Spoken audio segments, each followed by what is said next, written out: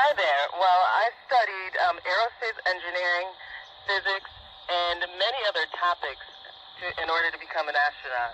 What are you studying?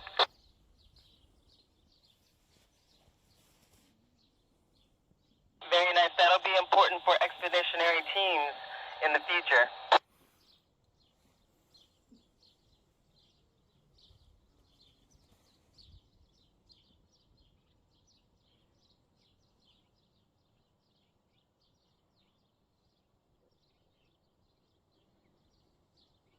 Well, we have so many different experiments up here. I really like all of them.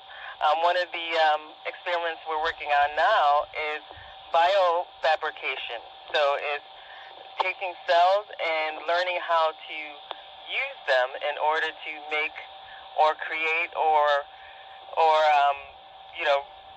make a new component for, guess what, the inside the body.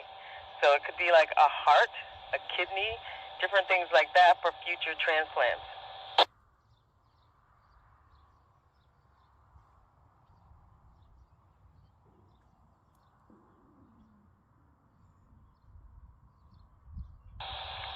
Well, that's a great question. So it is adapting to microgravity is something so new that, in all of my years I've never had to adapt to. I'm used to the conditions on Earth. So it varies from person to person. It took me about a full month to adapt to living in microgravity, but also your body is also adapting at the same time. You have a fluid shift in the body, so your body is adapting as well as learning to move properly in space so that you don't bump into everything, and how to actually use micro G or zero G to your advantage.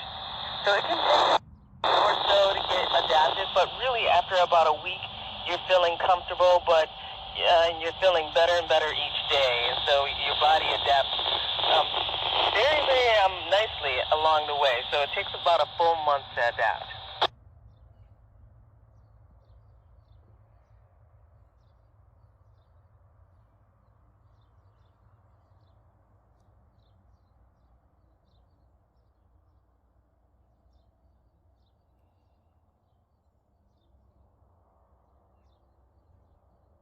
Hi, Julia.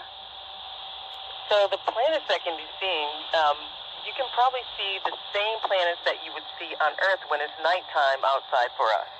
We're only about 250 miles, a little over 400 kilometers above the Earth's surface. So the night sky that you see, we can see some of the same objects in the night sky.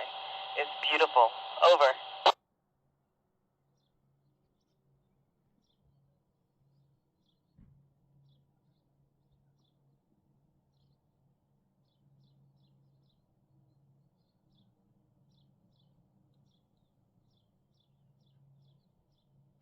That's another good question. Well, within the modules here, we have, and on the outside of the International Space Station, we have oxygen tanks. And then we produce oxygen on board the space station.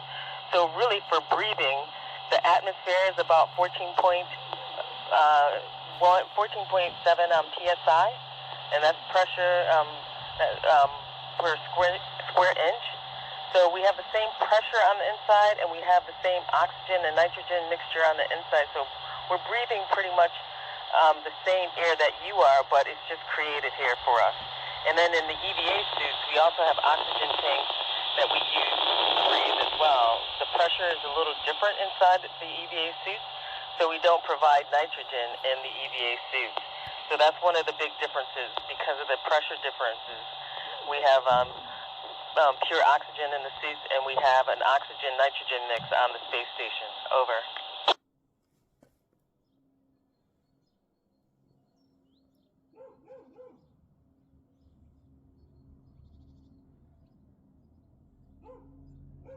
Hi again, Sophia. Well, we have several different systems. I haven't worked with any of the experiments working on botany, on growing plants in space. But, maybe next time when you call, I can get a better answer for you because I haven't worked with any of those just yet. But we'll get an answer for you later. Over.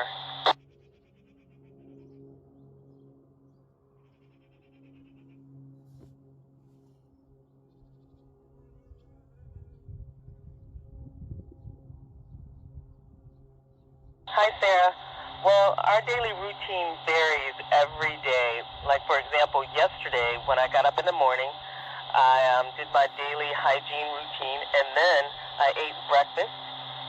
And after eating breakfast, we have a morning conference with our ground control team, and that takes about 15 minutes. And then after that, we go right into working. So yesterday morning, I had to work with the Japanese airlock and set up some satellites that they're gonna deploy on Thursday. And then after that, I had a bunch of other things, stowing cargo,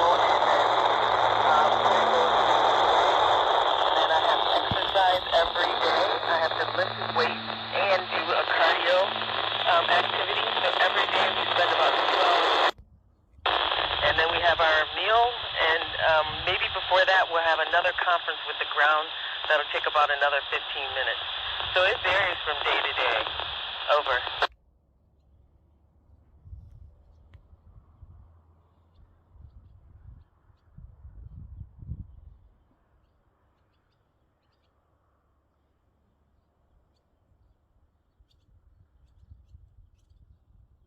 So I think I understand